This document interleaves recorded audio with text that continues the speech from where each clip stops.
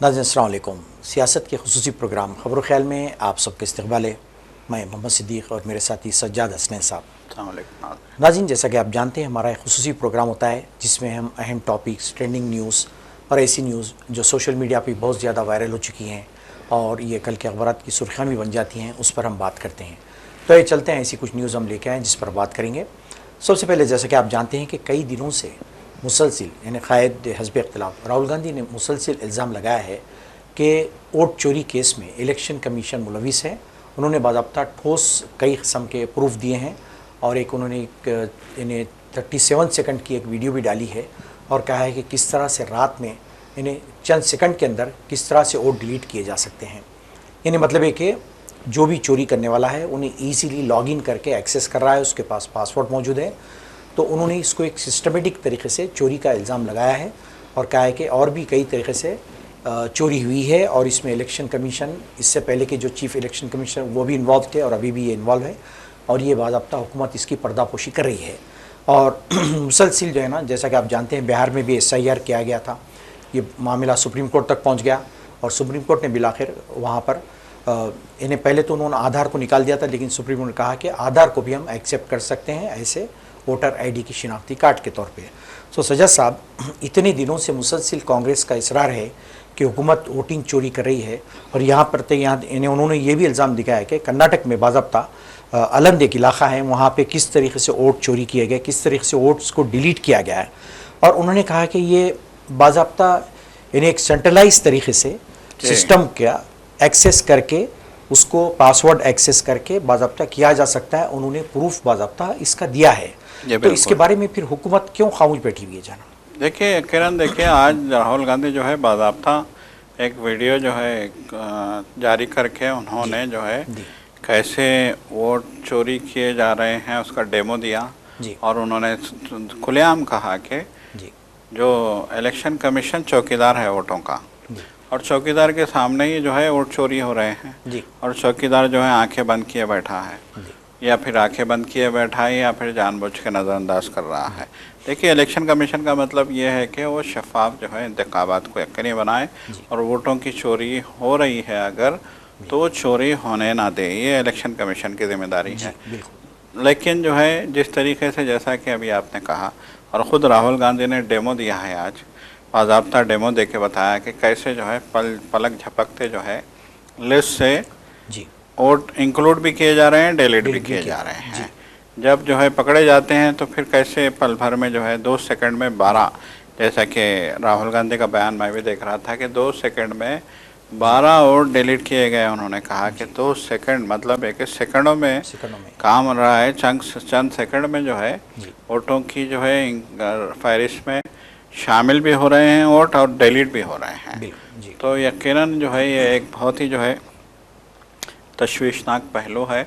और ख़ुद प्रियंका गांधी जो वायनाड में हैं अभी, जो उनका हल्का इंतखाब है, तो वहाँ वो कह रही थी कि ये जो है सबसे संगीन मसला है जमहूरियत के लिए और उन्होंने कहा कि जमहूरी इक़दार की पामाली को रोकना ये हमारी ज़िम्मेदारी है। और उन्होंने बाज़ाब्ता अपील जारी की और कहा कि इस सिलसिले में जो है पूरे मुल्क के अवाम को जो है होशमंदी से काम लेना होगा और इस ये जो आईनी खिलाफ वर्जियाँ हो रही हैं एक आईनी इदारे की जानिब से और एक जमहूरी हक़ को जो है अवाम के जमहूरी हक़ को ख़त्म करने की जो कोशिश की जा रही है, इस पे रोक लगाने के लिए बहुत बड़े पैमाने पे मुहिम चलाने की ज़रूरत है, ये प्रियंका गांधी कह रही थी। अब यकीनन देखिए, इससे पहले भी जो है जब राहुल गांधी ने बिहार में यात्रा निकाली थी, जो वोटर अधिकार यात्रा के नाम पे उन्होंने यात्रा निकाली थी, तो उस यात्रा के दौरान में राहुल गांधी ने जो है लोगों से कहा था कि कैसे उनके वोट चोरी हो रहे हैं और उन्होंने दावा किया था कि पूरे मुल्क में MP की 25 ऐसी सीटें हैं आम इंतखाबात में जहाँ पे जो है नए नाम शामिल किए गए और वोटों की चोरी की गई। फिर बाद में उनको डिलीट भी किया गया। बहरहाल वोटों की बड़े पैमाने पर चोरी का उन्होंने जो है इल्ज़ाम लगाया और उन्होंने कहा कि 25 सीट पे फिलहाल हमारे पास सबूत ये है कि 25 सीटों पे बीजेपी जो है हार गई थी, लेकिन महज वोटों की चोरी की वजह से वो 25 सीटें उसने जीती हैं। मतलब ये कि वैसे तो बीजेपी के पास जो है नंबर नहीं है, लेकिन 25 सीट अगर आज की तारीख में कम हो जाते हैं बीजेपी के तो उनका हुकूमत बनाना नामुमकिन था।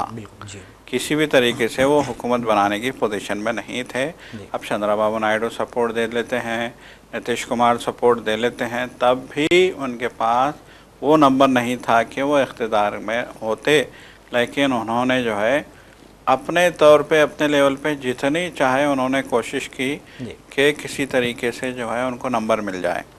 जैसा कि आप भी जानते हैं, हम भी जानते हैं कि बीजेपी ने एक नारा दिया था आपकी बार 400 पार, और उस नारे की बुनियाद पे बीजेपी ने जो है गांव-गांव जाके लोगों में ये मुहिम भी चलाई थी कि अगर आप जो है हमें 400 सीटें दे देंगे तो फिर हम पार्लियामेंट में किसी भी किस्म का कानून पास करने में कामयाब हो जाएंगे। तो उन्होंने लोगों को जो है हिंदुत्व के नाम पे जो है एक लोगों को जो है एक झांसा देने की कोशिश की थी। लोगों को जो है कुछ हम ये कह सकते हैं कि उनको कुछ बताने की कोशिश की थी, उनको ख्वाब दिखाए थे कि हम जो है ऐसा कर देंगे वैसा कर देंगे, लेकिन लोग झांसे में नहीं आए और बीजेपी का जो 372 का नंबर जो था वो नंबर भी बीजेपी को मिल नहीं पाया और बीजेपी की जो नंबर थे वो 340 तक सिमट के रह गए, जबकि उसने अब की बार 400 पार का नारा लगाया था। फिर जब बीजेपी के 340 तक नंबर सिमट के रह गए तो फिर मजबूरन बीजेपी को चंद्रबाबू नायडू और नीतीश कुमार से मदद लेनी पड़ी और इन दो बेसाखियों पे आज बीजेपी की हुकूमत मरकज़ में जो है टिकी हुई है। लेकिन उन सब के बावजूद अगर अब एक नया इंकशाफ हुआ कि जो है वोटों की भी बड़े पैमाने पे चोरी हुई थी उस ज़माने में, बहुत बड़े पैमाने पे चोरी हुई थी आम इंतखाबात में, जिसकी वजह से मज़ीद 25 सीट जो है हासिल करने में बीजेपी कामयाब हो गई है। तो यकीनन ये जो है राहुल गांधी इंकशाफ पे इंकशाफ करते जा रहे हैं और राहुल गांधी ने कहा कि हम जो है हवा में बात नहीं कर रहे हैं, हम जो है बाज़ाब्ता सबूतों के साथ पेश कर रहे हैं कि कहाँ कहाँ वोटों की चोरी हुई है, हम सबूत पेश कर रहे हैं। उन्होंने कहा कि लेकिन अलमिया ये है कि इलेक्शन कमीशन इनके सबूतों को मानने को तैयार नहीं है। सबसे बड़ी बात ये है, सबसे बड़ा अलमिया ये है कि इलेक्शन कमीशन उनके सबूतों को मानने को तैयार ही नहीं है। जैसा कि आपने देखा जब जो है बिहार में वोट अधिकार यात्रा चल रही थी तो उस वक्त इलेक्शन कमीशन ने बाज़ाब्ता प्रेस कॉन्फ्रेंस की थी। एक जानिब वोटर अधिकार यात्रा का आगाज़ होता है राहुल गांधी, लालू प्रसाद यादव, तेजस्वी यादव की क़यादत में एक बहुत बड़ी रैली जो है वहाँ पे बिहार में मुनक्किद की जाती है, तो दूसरी जानिब दिल्ली में election commissioner, chief election commissioner press conference करते हैं और जो है राहुल गांधी के जो है इल्ज़ामात को मुस्तरद करते हैं और धमकी देते हैं कि एक हफ़्ते के अंदर राहुल गांधी को माफ़ी मांगनी होगी। तो बहरहाल जो है इलेक्शन कमिश्नर का और इलेक्शन कमीशन का ये रवैया समझ से बाहर है। और फिर दूसरी सबसे अलमनाक बात ये है कि जब बिहार में SIR के नाम पे, मतलब एक खुसूसी नज़रसानी के नाम पे सारे के सारे वोटरों के ID कार्ड कैंसिल कर दिए गए और कहा गया कि अब आप फिर से नए जो है आप इंदिराज करवाइए अपने नाम। तो नए नाम इंदिराज जब करवाए जा रहे थे तो आपकी वहाँ मौजूदगी के सबूत के तौर पे आधार कार्ड को उसमें शामिल नहीं किया गया। मतलब वैलिड सर्टिफिकेट्स की फहरिस्त में, डॉक्यूमेंट्स की फहरिस्त में आधार कार्ड को जो है शामिल नहीं किया गया। अब देखिए कितना बड़ा अलमिया है कि सबसे मजबूत सबूत अगर आम आदमी के पास अगर होता है अपने, मतलब एक है अपने घर का, अपने एड्रेस का, अपने पते का, सबसे मजबूत सबूत होता है आज के दौर में तो वो है आधार कार्ड। आधार कार्ड पे पता भी होता है, नाम भी होता है, फादर का नाम भी होता है, डेट ऑफ बर्थ भी होता है, सब कुछ होता है, तफसीलात होती हैं। इससे पहले तो यही बीजेपी थी जिसने कहा था कि हर काम आधार की बुनियाद पे होगा। बिल्कुल। आप पासपोर्ट बनाने जाएंगे तो आपका आधार ज़रूरी लाजमी है। आप बैंक में अकाउंट खुलवाने जाएंगे तो आधार लाजमी है। आप कहीं भी जाएंगे, आप ट्रैवल करेंगे तो आधार लाजमी है। इसी बीजेपी गवर्नमेंट ने आधार लाजमी करार दिया था। बिल्कुल। लेकिन जब एसआईआर का मामला आया तो कहा गया कि आधार नहीं चलेगा। बिल्कुल। जी हाँ। जैसा कि अभी आपने जिक्र किया, जी। जिसके नतीजे में सुप्रीम कोर्ट को सरजनिश करनी पड़ी, बिल्कुल बिल्कुल। वार्न करना पड़ा, बीजेपी को वार्निंग करनी पड़ी, वार्निंग देनी पड़ी। जी। और फिर इलेक्शन कमीशन को एक कहना पड़ा सुप्रीम कोर्ट को कि आधार को इंक्लूड करो जी। फायरिस में, वरना तो इलेक्शन कमीशन ने 10वीं जमात का सर्टिफिकेट रखा था, जी। पासपोर्ट रखा था, जी। और जो है ड्राइविंग लाइसेंस वगैरह दूसरी बर्थ चीज़ें सर्टिफिकेट थी, वगैरह। जी। बर्थ सर्टिफिकेट रखा था। तो लोगों ने कहा कि बहुत सारे सैकड़ों लाखों लोग जो है 10वीं पास नहीं हैं। नहीं है। जी। फिर लोगों ने कहा कि सैकड़ों लाखों लोगों के पास राशन कार्ड नहीं है। बिल्कुल। फिर लोगों ने कहा कि सैकड़ों लाखों लोग ऐसे हैं जी। जो बर्थ सर्टिफिकेट नहीं नहीं रखते। रखते। बिल्कुल। जी। फिर जो है लोगों ने कहा कि जो है वहाँ सैलाब ज़दा इलाके हैं, जी। वहाँ किसी के पास कोई कागज़ नहीं होता। बिल्कुल। जी। लोगों ने कहा कि अब इस इलाके में अगर किसी के पास कोई जो है एड्रेस का और नाम का सबूत है, अगर राशन का या माफ़ कीजिएगा शनाख्त का कोई सबूत है, तो वो आधार कार्ड है। बिल्कुल। लोगों ने कहा कि एक आधार कार्ड ऐसी चीज़ है जो शनाख्त का सबूत है। बिल्कुल। और अलमिया ये है कि इलेक्शन कमीशन कहता है कि आधार नहीं चलेगा। बिल्कुल। देखिए, पासपोर्ट बनाने के लिए आपको पैसा चाहिए। बिल्कुल। बिल्कुल। वहाँ गरीब आदमी कहाँ पासपोर्ट बनाएगा, उसको पासपोर्ट लेके जाना कहाँ है। बिल्कुल। सबसे बड़ा मसला ये है कि पासपोर्ट वो बना भी ले तो उसके किस काम का पासपोर्ट। बिल्कुल। बिल्कुल। जी। तो ये जो है सारे मसले वहाँ पे पैदा हुए।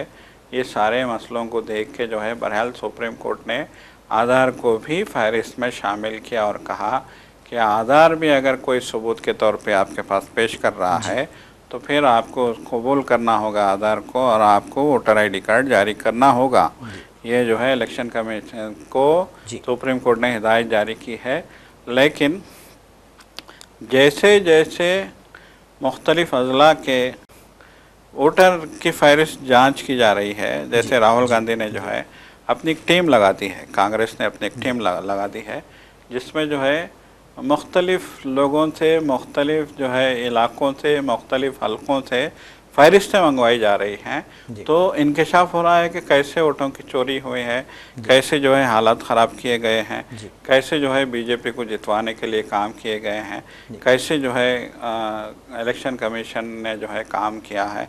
तो बहरहाल जो है ये सारी चीज़ें अब हम देखते हैं तो एक तशवीश पैदा होती है कि आखिर इस मुल्क में हमारा जमहूरी निज़ाम कहीं अपनी बुनियादें तो नहीं खो रहा है। ऑफ कोर्स जाना। जी बिल्कुल। और शुकूक व शुबात वहीं से पैदा सजा साहब, देखिए जब चीफ इलेक्शन कमिश्नर का जो सिलेक्शन होता है उसके प्रोसेस में जो तब्दीली की गई है वज़ीर-ए-आज़म की जानिब से, हुकूमत की जानिब बीजेपी, तो वहीं से लोगों में शुकूक व शुबात पैदा हो गए थे कि ज़रूर ये कुछ ना कुछ दाल में काला है कि क्यों आप प्रोसेस को चेंज कर रहे हैं जो है ना। जी बिल्कुल। यहीं से जो है ना शुरुआत इसकी हो जाती है जो है ना, और फिर अपने पसंदीदा आदमी को वहाँ पे जो है ना अपॉइंट किया जाता है। जी बिल्कुल। साफ जाहिर है कि आपकी नीयत बिल्कुल ठीक नहीं है, खोट है आपकी नीयत में।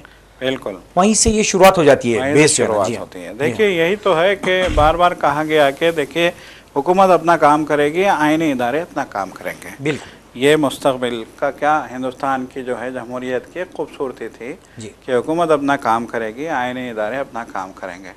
लेकिन अब अगर हुकूमत जो है आईनी इदारों को अपनी मर्जी के मुताबिक चलाने की कोशिश करेगी तो फिर इस जमहूरियत की खूबसूरती का क्या होगा? बिल्कुल, ये सबसे बड़ा सवाल है। आइन किधर जाएगा फिर? आइन किधर जाएगा, हुकूक किधर जाएंगे, इंसानों के इस मुल्क के शहरियों के बुनियादी हुकूक किधर जाएंगे, उनका वोट देने का जो हक़ है वो हक़ का क्या होगा? बिल्कुल। ये सब देखिए, सबसे बड़ी बात ये है कि हमारा मुल्क जो है आज़ाद होने के बाद से आज तक जो है एक जमहूरी मुल्क रहा है, और यहाँ पे हमेशा जो है मतलब आवाम की चुनी हुई हुकूमत हमेशा आती रही है। लेकिन अब ये इंकशाफ हो रहा है बीजेपी के इक़्तिदार में आने के बाद के खुलेआम देखिए किस तरह के जो है हालात आ रहे हैं कि इलेक्शन कमीशन, आप देखिए जितने भी इलेक्शन हुए हैं माजी में 2014 के बाद जितने भी इलेक्शन हुए हैं, वहाँ जो है मुख्तलिफ मराहिल में इलेक्शन होता है। एक मरहला, दूसरा मरहला, तीसरे मरहले के बीच में किस तरह का जो है एक सेटिंग की जाती है, वो भी एक जो है एक सवाल, यहाँ भी सवाल पैदा होता है।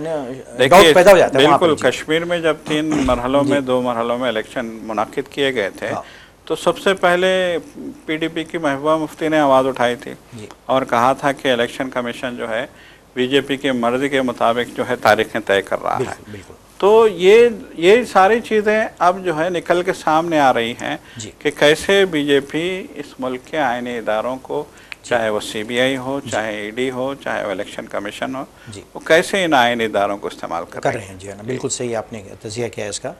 तो नाज़रीन, हम चलते हैं थोड़ा सा मिडल ईस्ट की तरफ। जैसा कि आप जानते हैं कि गज़ा का जो बुरा हाल किया गया है, मुसलसल बमबारी की जा रही है और सारे जो इंटरनेशनल फोरम्स हैं वो सब खामोश हैं, सिर्फ बयानबाजी से हट के कुछ नहीं है। तो आप जैसा कि जानते हैं, एक हफ़्ता पहले दोहा में इसराइल की जानिब से हमला होता है। वहाँ पे एक हमास मीटिंग चल रही थी और ये बिला वजह किसी किस्म की एग्रेशन के ये जाके हमला कर देता है। उसके बाद फिर अरब लीग का इजलास बुलाया जाता है, फिर वहाँ पे लोग हरकत में आते हैं। सारे अरब कंट्रीज़ कहते हैं कि ये जो है ना, जो कुछ हुआ है बहुत बुरा हुआ है और ये किसी के साथ भी हो सकता है। तो इस ज़ीमन में थोड़ा सा आगे बढ़ते हुए पाकिस्तान सऊदी अरब जाता है, जाके जो है ना वहाँ के जो मोहम्मद बिन सलमान है वहाँ के फिर से मिल के कहा जाता है कि हम भी जो है ना आपके साथ पैक्ट करने तैयार हैं। ये लोग एक जो है ना मुआहदा करते हैं और ये कहा जा रहा है कि इस मुआहदे में चाहे तो दूसरे ममालिक भी शामिल हो सकते हैं, अरब कंट्रीज़ के अलावा मुस्लिम कंट्रीज़ में। तो अब सवाल पैदा ये होता है कि जब नाटो एक यानी ग्रुप ऑफ कंट्रीज़ का जो है ना एक मजमुआ है, यानी एक कंट्री पे अगर हमला होता है तो सारे ममालिक के ऊपर हमला तस्वुर किया जाएगा, ये कॉन्सेप्ट भी ये बनाया गया है।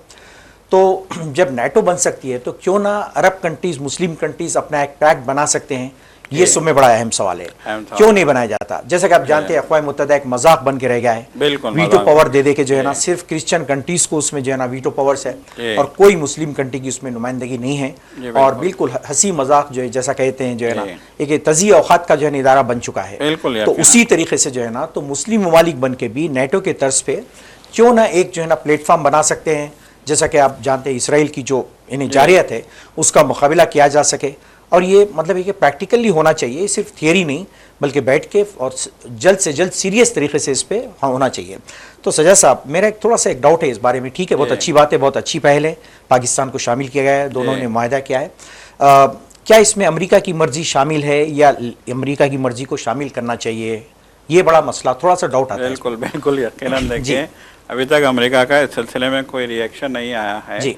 और अरब, सऊदी अरब जो है अमेरिका की मर्ज़ी के बगैर, ख़ास तौर पे मोहम्मद बिन सलमान के जो है इक़्तिदार में आने के बाद, अब ज़ाहिरी बात है शाह सलमान तो बिल्कुल अलील हैं और सारा निज़ाम जो है सऊदी अरब का मोहम्मद बिन सलमान के हाथ में है।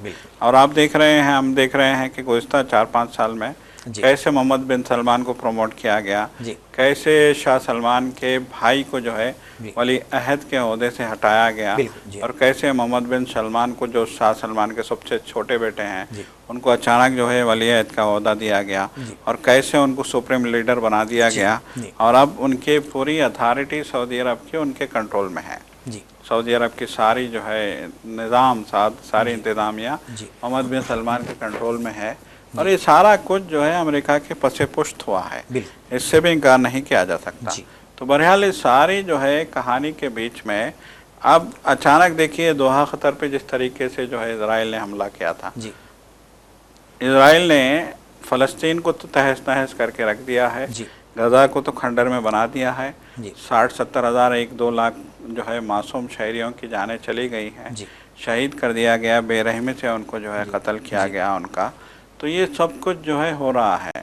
इस सब के बीच में इजराइल क्या कर रहा है, उसकी शरंगेज़ी देखिए आप, उसकी जो है हौसलों की जो है आप ताज्जुब कीजिए कि वो जो है ईरान पे भी हमला कर देता है, इस्माइल हानिया को ईरान में शहीद कर देता है, वो जो हमास के सरबराह थे।